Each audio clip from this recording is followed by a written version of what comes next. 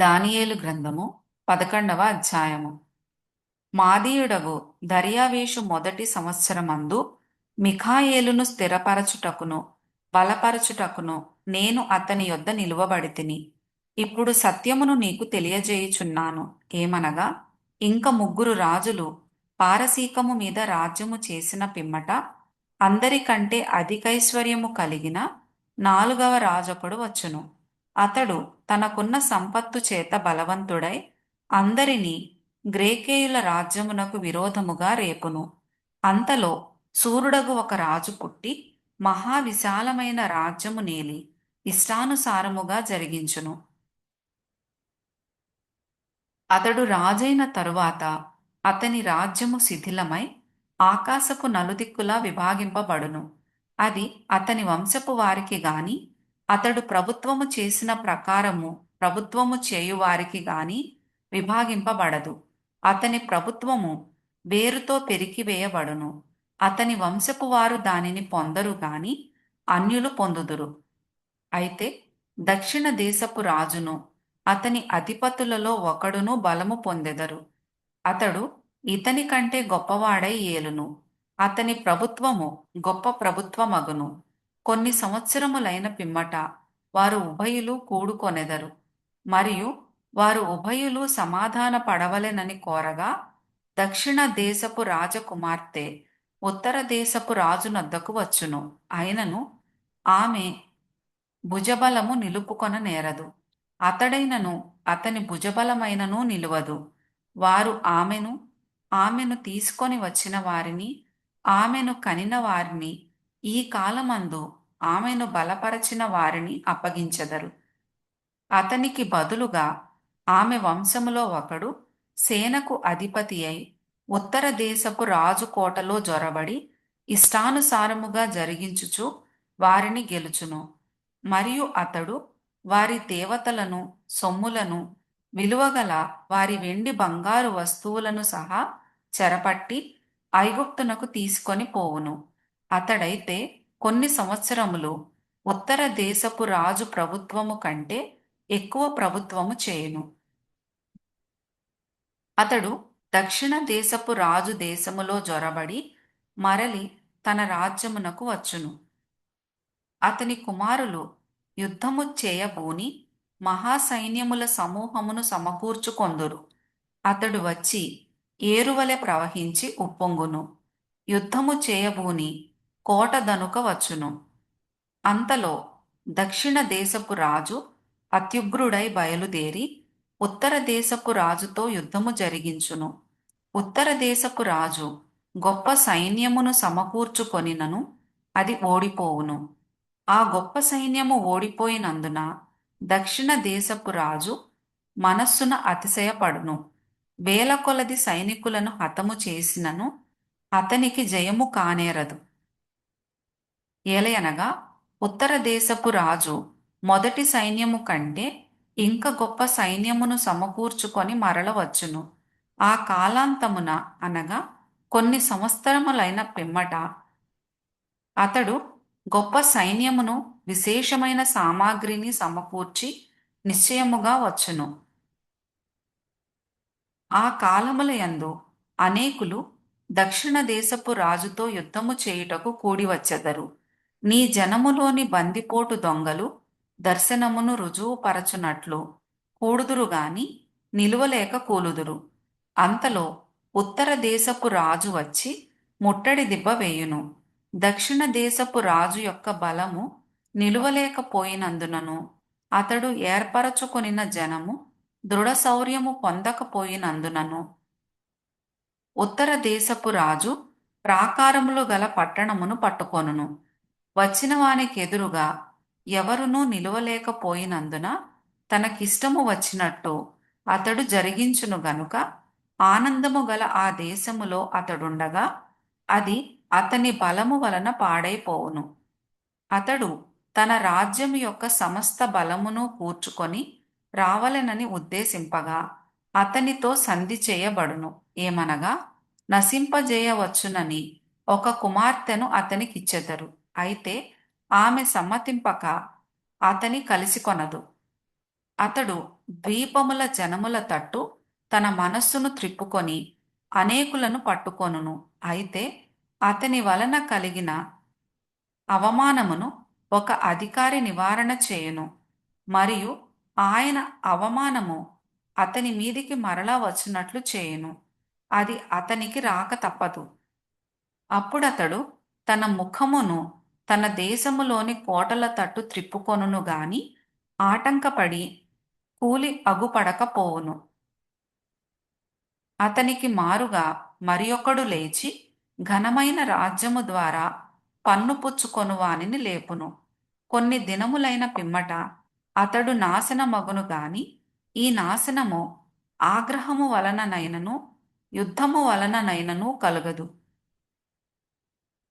అతనికి బదులుగా నీచుడగు ఒకడు వచ్చును. అతనికి రాజ్య ఘనత నియ్యరు గాని నెమ్మది కాలమందు అతడు వచ్చి ఇచ్చకపు మాటల చేత రాజ్యమును అపహరించును. ప్రవాహము వంటి బలము అతని ఎదుట నుండి వారిని కొట్టుకొని పోవుట వలన వారు నాశనమగుదురు. సంధి చేసిన అధిపతి సహా నాశనమగును. అతడు సంధి చేసినను మోసపుచ్చును. అతడు స్వల్ప జనము గలవాడైనను ఎదురాడి బలము పొందును.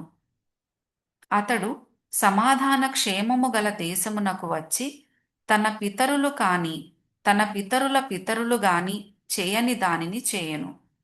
ఏదనగా అచ్చట ఆస్తిని దోపుడు సొమ్మును ధనమును విభజించి తన వారికి పంచిపెట్టును. అంతటా కొంతకాలము ప్రాకారములు పట్టుకొనుటకు కుట్ర చేయును.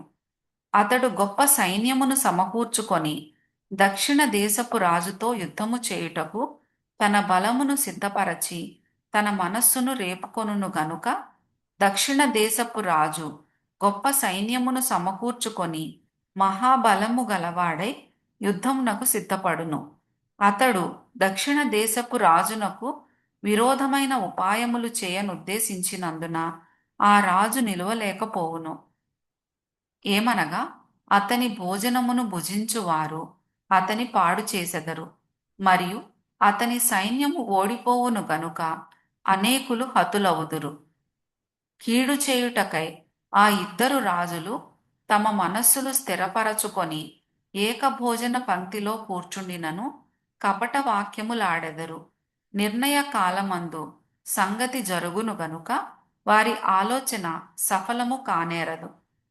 అతడు మిగుల ద్రవ్యము గలవాడే తన దేశమునకు మరలును, మరియు పరిశుద్ధ నిబంధనకు విరోధి అయి ఇష్టానుసారముగా జరిగించి తన దేశమునకు తిరిగి వచ్చును. నిర్ణయ కాలమందు మరలి దక్షిణ దిక్కునకు వచ్చును గాని మొదటనున్నట్టుగా కడపటనుండదు. అంతటా కిత్తీల ఓడలు అతని మీదికి వచ్చుట వలన అతడు వ్యాకులపడి మరలి పరిశుద్ధ నిబంధన విషయంలో అత్యాగ్రహము గలవాడై తన ఇష్టానుసారముగా జరిగించును. అతడు మరలి పరిశుద్ధ నిబంధనను నిషేధించిన వారెవరని విచారించును.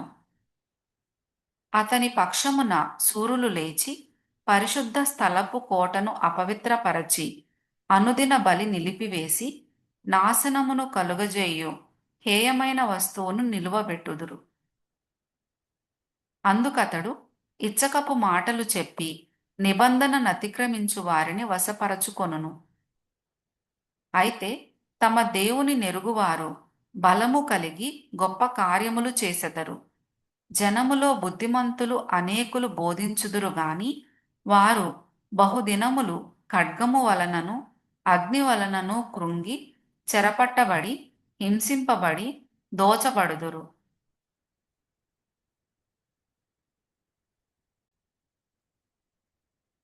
వారు కృంగిపోవు సమయమందు వారికి స్వల్ప సహాయము దొరుకును. అయితే అనేకులు ఇచ్చకపు మాటలు చెప్పి వారిని హత్తుకొందురు గాని నిర్ణయ కాలము ఇంకా రాలేదు గనుక అంత్యకాలము వరకు జనులను పరిశీలించుటకును పవిత్రపరచుటకును బుద్ధిమంతులలో కొందరు కూలుదురు.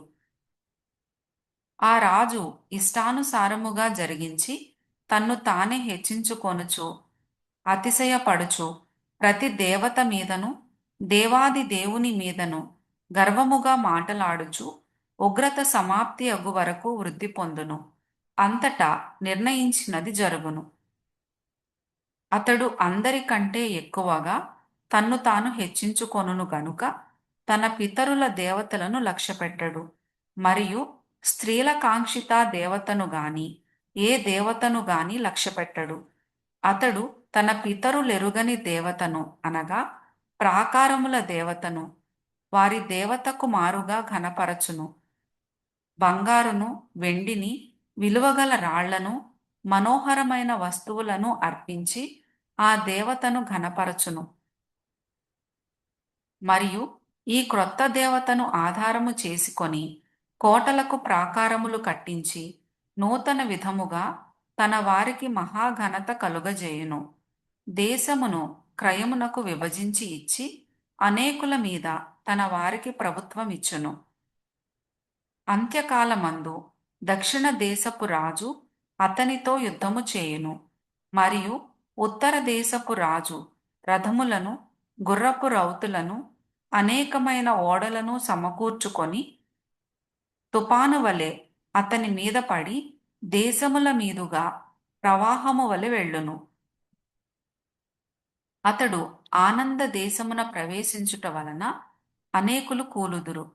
గాని ఏదోమీయులను, మోయాబీయులను, అమ్మోనీయులలో ముఖ్యులను అతని చేతిలో నుండి తప్పించుకొనెదరు. అతడు ఇతర దేశముల మీదికి తన సేన నంపించును. ఐగుప్తు సహా తప్పించుకొన నేరదు. అతడు విలువగల సమస్త బంగారు వెండి వస్తువులను, ఐగుప్తు యొక్క విలువగల వస్తువులన్నిటినీ వశపరచుకొని లుబీయులను, కూషీయులను తనకు పాదసేవకులుగా చేయును.